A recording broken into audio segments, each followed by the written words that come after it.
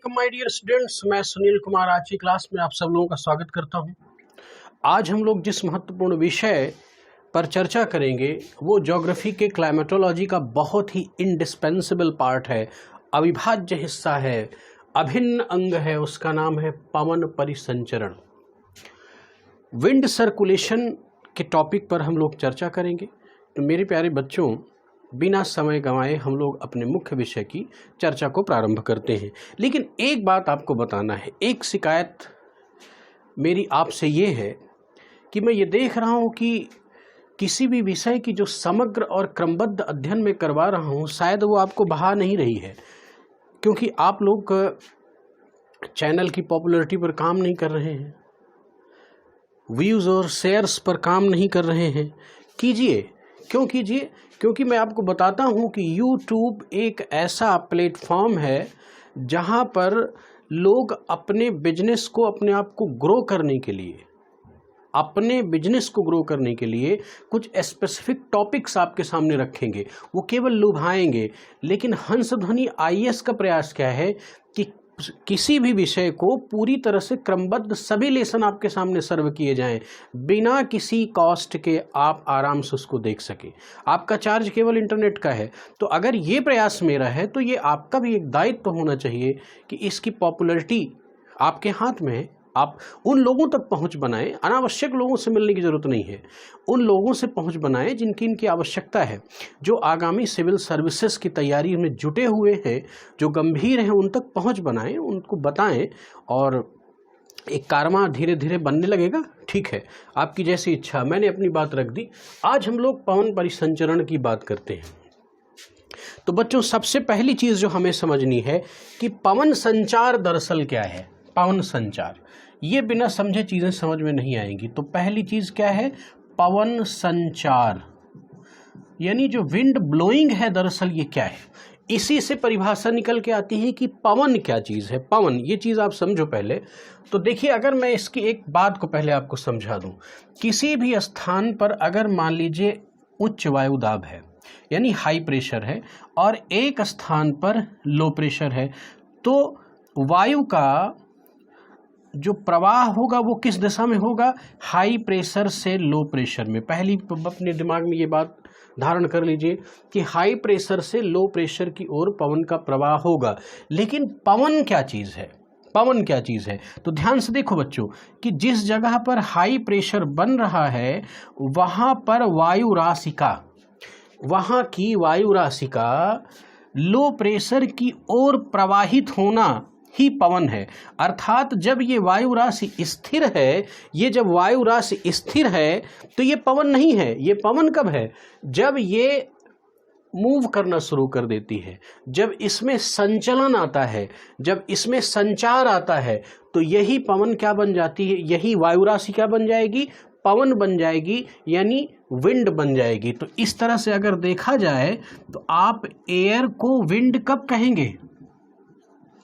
जब उसमें क्या हो? जब उसमें संचार हो। क्या हो? संचार। लेकिन संचार किस दिशा में होता है? हाई प्रेशर से लो प्रेशर की ओर। यानी अगर एक ठीक परिभाषा आपको रखनी हो तो आप कैसे रख सकते हैं? ये कह सकते हैं कि उच्च वायु दाब से निम्न वायु दाब की ओर संचरित वायु राशि ही पवन कहलाती है। बच्चों, स्क्रीनशॉट ले लें। मेरा विश्वास है कि आपको कोई प्रॉब्लम नहीं, चीज़ें बिल्कुल क्लियर हो गई। यानी ये अगर परिभाषा भी लिखने के लिए आ जाए, अब देखिए, तो इस चीज़ को आप मेंस की राइटिंग में भी लिख सकते हैं। प्रीलिम के पॉइंट ऑफ व्यू से क्वेश्चन क्या चीज़ पूछेगा? क्वेश्चन यही पूछेगा कि पवन का संचार किस दिशा से किस दिशा में होता है, तो हाई प्रेशर से लो प्रेशर में होगा। जहाँ कहीं भी ग्लोब पर, जहाँ कहीं भी पृथ्वी पर हाई प्रेशर होगा, उसके बाद लो प्रेशर होगा, तो high pressure to low pressure wind blowing होंगी। ये दिमाग में अपने बना के रखिए और एक अच्छी सी परिभाषा अपने कॉपी में नोट कर लीजिए। अब हमें दूसरी बात क्या सीखनी है कि संचार के प्रकार, संचार के प्रकार यानी types of circulation, wind circulation के टाइप कितने हैं, हमें इस पर भी थोड़ी सी चर्चा करनी होगी। अब बच्चों देखिए, सर्कुलेशन के टाइप हैं 3। कितने हैं? 3। तो कौन कौन है जरा देख लेते हैं। और इनसे सवाल बनता है, बिल्कुल बनता है, एक सवाल बन सकता है, और इसीलिए मैंने इस टॉपिक को उठाया है। तो देखिए, पहला क्या होता है, प्राथमिक। दूसरा क्या होता है, द्वितीयक। और तीसरा क्या होता है, तृतीयक। Primary, secondary and quaternary. तो प्राथमिक परिसंचरण या संचार में अंतर, इसको आप लिख सकते हैं, मैं ऐसे पूरा कर दूं, परिसंचरण, तो आपका कंफ्यूजन दूर हो जाए। द्वितीयक परिसंचरण और तृतीयक परिसंचरण। बच्चों एक रिक्वेस्ट और मैं आपको बताता हूँ, ये बात सच है कि जब आप किसी क्लास में टीचर के सामने स्टडी करते हैं, that is the offline study, और ऑफलाइन स्टडी ही वास्तविक स्टडी है। ऑनलाइन स्टडी तो सहायक है, उसकी पूरक है। हकीकत यही है कि ऑफलाइन स्टडी का ऑनलाइन से कोई स्थानापन्न नहीं है, उसका सब्स्टिट्यूशन नहीं है, एक सहारा है, एक सपोर्ट है, ये बात सच है। तो इसीलिए मेरा प्रयास क्या होता है कि बोर्ड में प्री डिफाइंड चीज़ें केवल उतनी कभी रखता हूँ जितनी ज़रूरत है, जैसे कोई मैप हो गया या कोई बड़ी डिफिनेशन हो गई। अदरवाइज़ मेरा प्रयास ये है कि मैं आपको ऑफलाइन के फ्लेवर के साथ पढ़ाऊँ, बिल्कुल बोर्ड क्लीन हो, जैसे बच्चों को पढ़ाया जाता है, जिस तरह से कॉन्सेप्ट डेवलप किए जाते हैं, बिल्कुल वैसे ही कॉन्सेप्ट डेवलप करवा के और आपकी नोट्स तैयार करवा के पढ़ाना ही मेरा उद्देश्य है। इसीलिए मैं प्री डिफाइंड चीज़ें बहुत कम आपके सामने रिप्रेजेंट करता हूँ, क्योंकि मैं स्टूडेंट साइकोलॉजी को समझता हूँ। तो बच्चों इस बात को समझो, प्राथमिक परिसंचरण, द्वितीयक परिसंचरण और तृतीयक। अब क्या है, प्राथमिक परिसंचरण क्या हुआ, तो देखिए बच्चों ध्यान समझो मेरी बात। जो सनातनी है, जो फॉर एवर है, जो बिल्कुल कांस्टेंट है परिसंचरण, अर्थात ऐसी विंड ब्लोइंग्स, ऐसी एयर विंड सर्कुलेशन जो कांस्टेंट है, जो स्थिर है, जैसे सनातनी पवनें, उनको क्या बोलते हैं, सभी सनातनी पवनें। इंग्लिश में हम क्या बोलते हैं उसको, प्रेवेलिंग विंड्स। और वो सनातनी पवनें क्या होती हैं, तो पहली चीज़ तो आप अपने दिमाग में रख लें कि सनातनी पवनें, सनातनी, आगे चल के मैं इसका डिटेल करूंगा। सनातनी पवनें, ये सनातनी पवनें कौन कौन सी हैं बच्चों, जैसे व्यापारिक पवन, और उसके बाद पछुआ पवन, पछुआ पवन, व्यापारिक पवन, पछुआ पवन, व्यापारिक पवनें, पछुआ पवनें, ध्रुवीय पवनें, पवनें आदि। ये पवनें क्या हैं, ये सनातनी है, ये अपने मार्ग में 12 महीने एक ही दिशा में चलती हैं, एक निश्चित पैटर्न पर चलती रहती हैं। फिक्स पैटर्नल होने के नाते इनको हम सन्मार्गी भी बोलते हैं, और इंग्लिश में इनको हम प्रेवेलिंग विंड्स बोलते हैं। तो जितनी भी प्रेवेलिंग विंड्स हैं ये किसके अंतर्गत आएंगी, प्राथमिक परिसंचरण। बिल्कुल प्रीलिम्स के अकॉर्डिंग एक क्वेश्चन बनने की पूरी संभावना है, इसलिए वो ध्यान समझिएगा।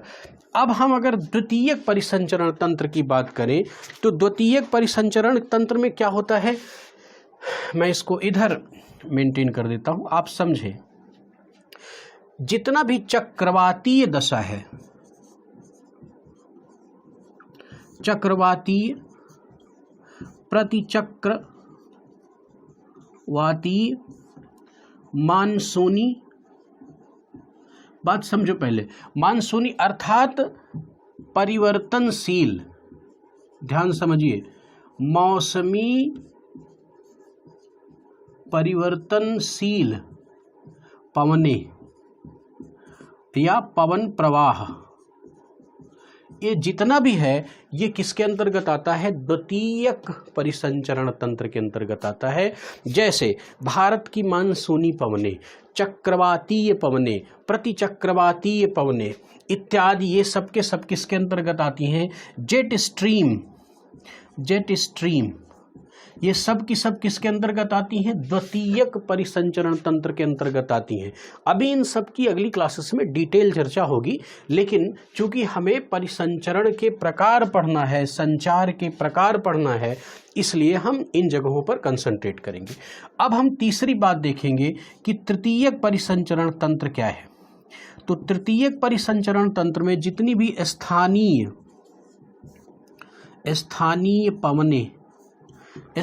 पवनें होती हैं वो सब की सब तृतीयक परिसंचरण तंत्र में आती हैं।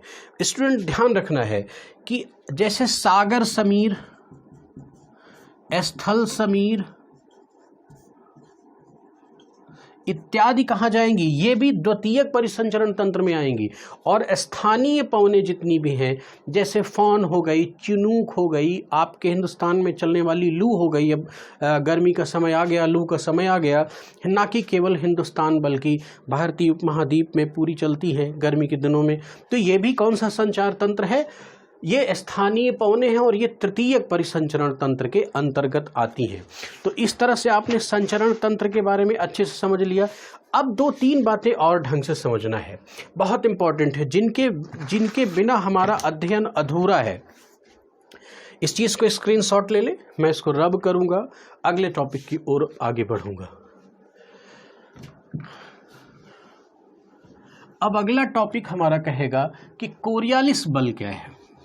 पहले पवनों को मैं चाहूँ तो सीधे आपके सामने व्यापारिक पवनें, पछुआ पवनें, ध्रुवीय पवनें इत्यादि इन सब की चर्चा करना शुरू कर देता, लेकिन नहीं, पवन तंत्र को समग्र ढंग से पढ़ना अगर है तो इन सारे टॉपिक्स पर काम करना बहुत ज़रूरी था। तो देखें, अब हम लोग जिस महत्वपूर्ण बिंदु की बात करेंगे वो क्या है? कोरियालिस बल। ये कोरियालिस फोर्स क्या चीज़ है, इसको समझना बहुत इंपॉर्टेंट है, इसके बिना तो कोई काम ही नहीं हो सकता है।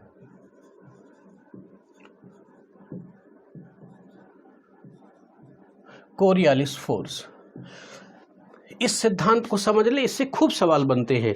और मैंने बताया है कि सही तैयारी ये है कि आप जो संभावित प्रश्नों की श्रृंखला, संभावित प्रश्नों के आकार प्रकार पर अगर अपनी तैयारी करते हैं तो आपकी तैयारी समग्र है भाई।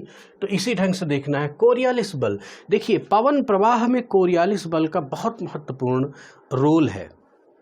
पहली चीज़ आप जान ले, कोरियालिस महोदय ने ये बताने का प्रयास किया कि पृथ्वी अपने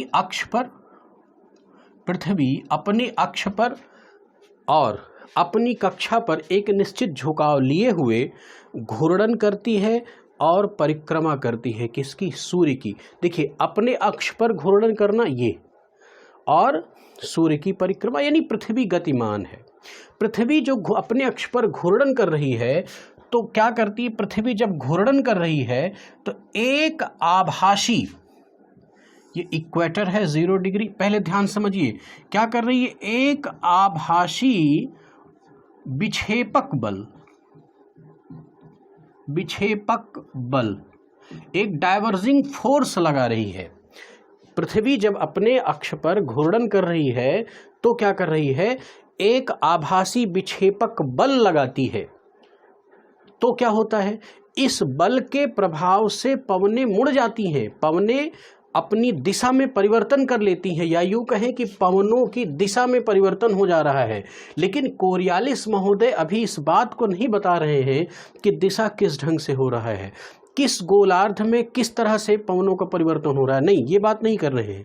ये केवल इतनी बात कर रहे हैं कि ये एक आभासी बल है जो पृथ्वी के घूर्णन के कारण लगता है। बहुत ही साधारण भाषा में अगर आप समझें तो समझ सकते हैं। आप मोटरसाइकिल से गतिमान हैं तो भी एक विक्षेपक बल आपके दोनों तरफ लग रहा है। इसी तरह से आप दौड़ रहे हैं या किसी झूले पर हैं तो भी देखेंगे कि एक आभासी बल, एक विक्षेपक बल आपकी ओर लग रहा है।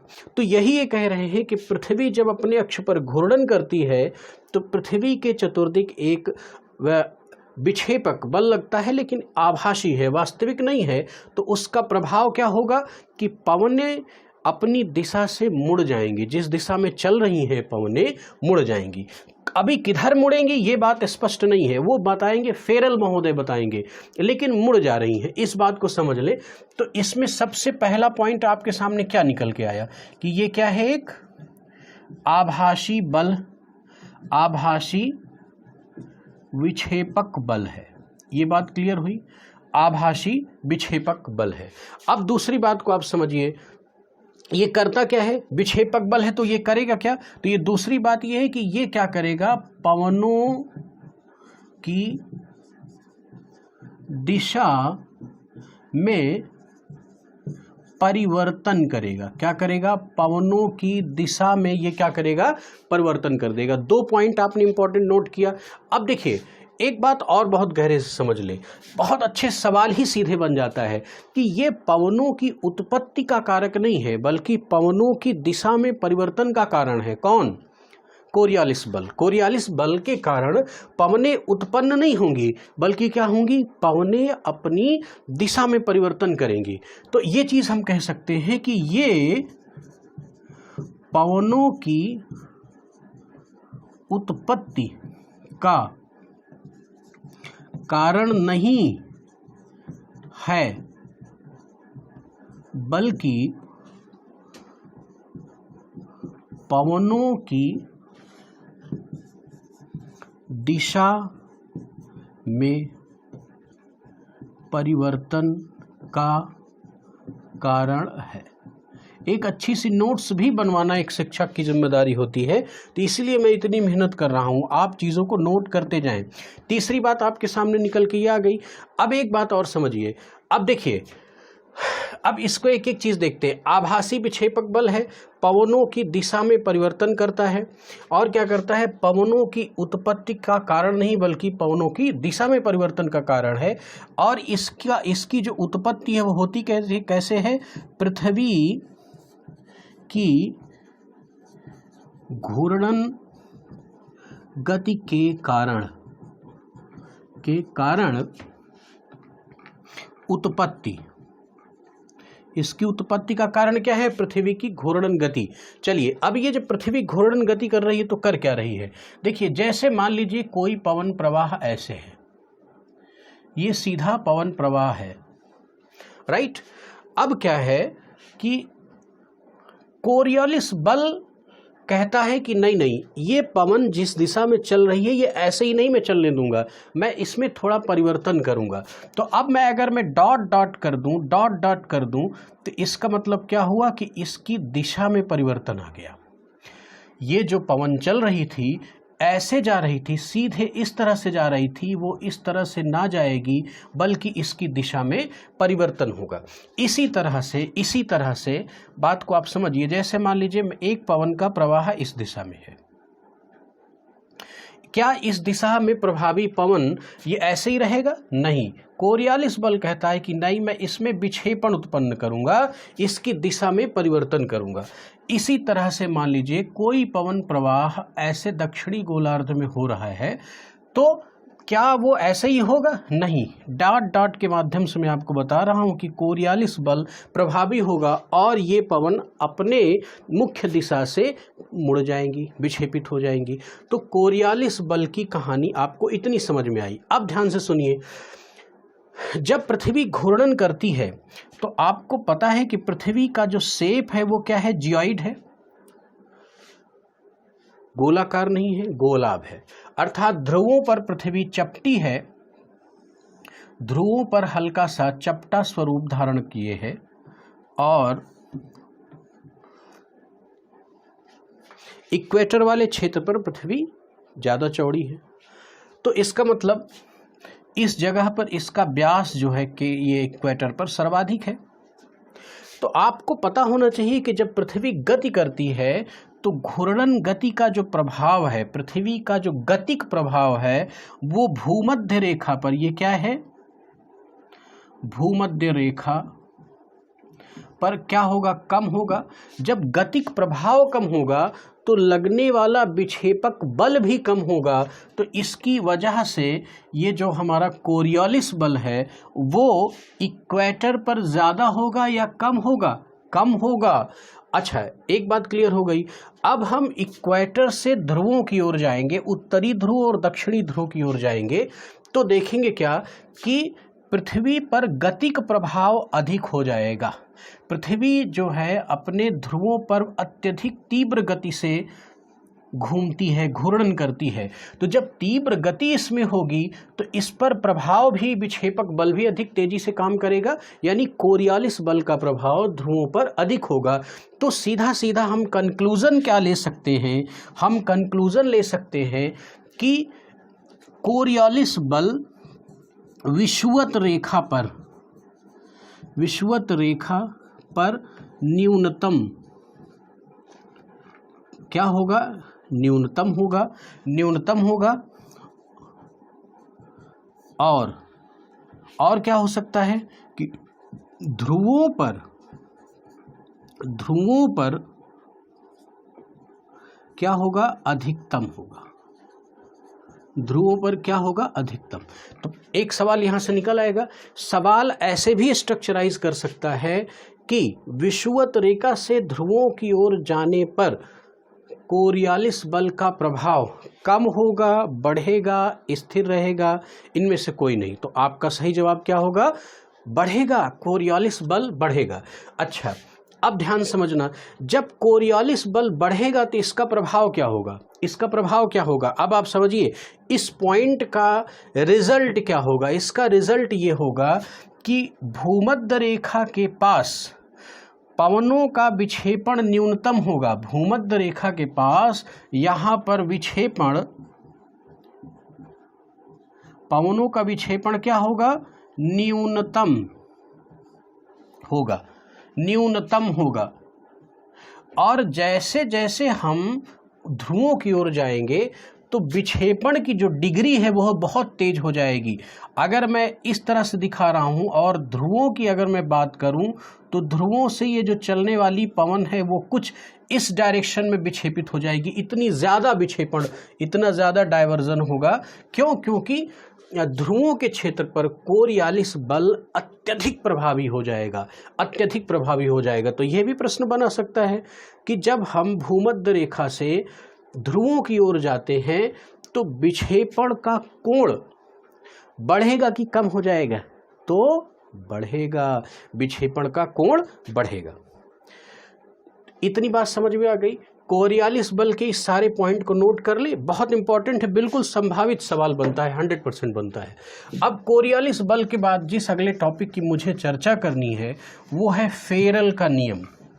बच्चों देखिए, इसी के साथ एक नियम होता है बाय बैलेट का नियम, लेकिन मैं बाय बैलेट नियम की चर्चा आपके सामने नहीं करूंगा। क्यों नहीं करूंगा? तो आप कहेंगे सर आपको आता नहीं है क्या? नहीं, मुझे आता है, बिल्कुल आता है, लेकिन अभी इस प्रारंभिक दशा पर आप कंफ्यूज हो जाएंगे। तो आपको उतनी चीज़ें अभी मुझे पकड़ानी है जिसमें आपको कंफ्यूजन नहीं क्रिएट हो। बाय बैलेट का नियम क्या है? बिल्कुल सिंपल है, ऐसे ही है, थोड़ी सी टेक्निकलिटी है, उस टेक्निकलिटी को बाद में सीखेंगे। अभी हम लोग क्या सीखेंगे? फेरल का नियम। फेरल का नियम। अब बच्चों फेरल शब्द सुनते ही आपके दिमाग में फेरल की चर्चा कहीं और हुई होगी, वो याद आ रही है। तो हमने कहाँ किया था? फेरल सेल पर किया था, यानी त्रिकोशीय परिसंचरण तंत्र की क्लास में मैंने आपको एक फेरल सेल के बारे में बताया था, जो कहाँ पर अवस्थित है ये आप अपने लेक्चर में जाके उसको देखिएगा। Feral cell. तो फेरल महोदय क्या कहते हैं? कोरियोलिस बल के प्रभाव को ही ये थोड़ा सा स्पेसिफाई करेंगे। ये क्या करेंगे? स्पेसिफाई करेंगे। ये बताएंगे कि उत्तरी गोलार्ध में पवनें अपने प्रवाह की दिशा से दक्षिणावर्ती मूव करेंगी, यानी दक्षिण दिशा की ओर क्या करेंगी? टर्न करेंगी, अपने प्रवाह दिशा के दक्षिण दिशा की ओर घूम जाएंगी। और ये बताते हैं कि दक्षिणी गोलार्ध में पवनें अपनी प्रवाह दिशा के बाईं ओर घूम जाएंगे। किधर घूम जाएंगे? बाईं ओर घूम जाएंगे। अच्छा, तो इस चीज़ को थोड़ा समझाता हूँ मैं आपको। यानी उत्तरी गोलार्ध, उत्तरी गोलार्ध में किधर घूम जाएंगे भाई? सीधे सीधे सिंपल भाषा में देखें, दाहिने हाथ की ओर। अब ध्यान से देखो बच्चों, दाहिने हाथ की ओर, जैसे मान लीजिए कोई पवन का प्रवाह यूं है, इस डायरेक्शन में है, तो वास्तव में देखा जाए तो इस डायरेक्शन का दाहिना क्या है? इधर है। तो ये सच पूछिए तो ऐसे विक्षेपित हो जाएगी। तो ये जो विक्षेपण हो रहा है, दरअसल ये कैसे हो रहा है? क्लॉकवाइज हो रहा है। कैसे हो रहा है? अर्थात इसी को हम लोग क्लॉकवाइज कह सकते हैं। तो ये बिल्कुल सवाल बन सकता है। फेरल केवल इसी नियम को स्पष्ट करते हैं कि कोरियालिस बल के प्रभाव से उत्तरी गोलार्ध में पवनें दाहिने हाथ की ओर मुड़ जाती हैं तथा दक्षिणी गोलार्ध में पवनें बाएं हाथ की ओर मुड़ जाती हैं। बस इतनी ही बात फेरल का नियम है। और दक्षिणी गोलार्ध में कहाँ मुड़ जाएंगी? बाईं ओर। बाईं ओर, तो ये बाईं ओर क्या है? Anticlockwise. क्या है? Anticlockwise. पवनें एंटी क्लॉकवाइज घूम जाएंगी। अच्छा, फेरल का नियम कुल इतना ही है। अब इसको थोड़ा सा मैं और अच्छे से स्पष्ट कर देता हूं। अभी जब मैं आपके सामने चर्चा करूंगा व्यापारिक पवनों, पछुआ पवनों और ध्रुवीय पवनों की, तो उसमें ये बातें आपको और स्पष्ट हो जाएंगी। लेकिन अभी मैं थोड़ा सा उसी की चर्चा करता हूं। जैसे मान लीजिए, मैं बिल्कुल उसका नाम नहीं लूँगा अभी, क्योंकि वो भी टॉपिक आया नहीं। आपको पता है कि मैं आपको विषयांतर करता नहीं। अब मान लीजिए इस जगह से इस जगह कोई पवन चलनी है, तो वो ऐसे चल रही है। उत्तर से दक्षिण उसको चलना था, लेकिन क्या ये उत्तर से दक्षिण ऐसे ही चलेगी? नहीं, उत्तर से दक्षिण ऐसे नहीं चलेगी। तो क्या करेगी? तो कोरियालिस महोदय ने जो नियम बल बताया है, कोरियालिस बल, फेरल ने उसी को स्पष्ट किया है कि बात ऐसी है कि ये यूं ही नहीं चलेगी, बल्कि ये क्या होगी? विक्षेपित होगी। लेकिन किधर विक्षेपित होगी? अपनी दिशा के दक्षिणावर्त यानी दाहिनी ओर ये क्या होगी? मुड़ जाएगी। इसी तरह से अगर मैं दक्षिणी गोलार्ध से पवनों का प्रवाह ऐसे कुछ स्पष्ट करूं, तो क्या ये आगे चल के ऐसे ही रह जाएंगी? नहीं। तो देखिए, ये कहते हैं कि एंटी क्लॉकवाइज यानी बाईं ओर, तो बायां हाथ मेरा ये है, इसकी तरफ ये मुड़ेंगी। तो इसका मतलब ये पवनें आगे प्रवाहित होते होते अपनी दिशा में कुछ इस तरह से डाइवर्ज हो जाएंगी, कुछ इस तरह से मुड़ेंगी। अब यही व्यापारिक पवनों की स्थिति होगी, लेकिन वो उसकी चर्चा मैं उस जगह पर करूंगा। अच्छा, अब एक बात और समझ लें। मान लीजिए कोई पवन का प्रवाह ऐसे है, इस तरह से हो रहा है,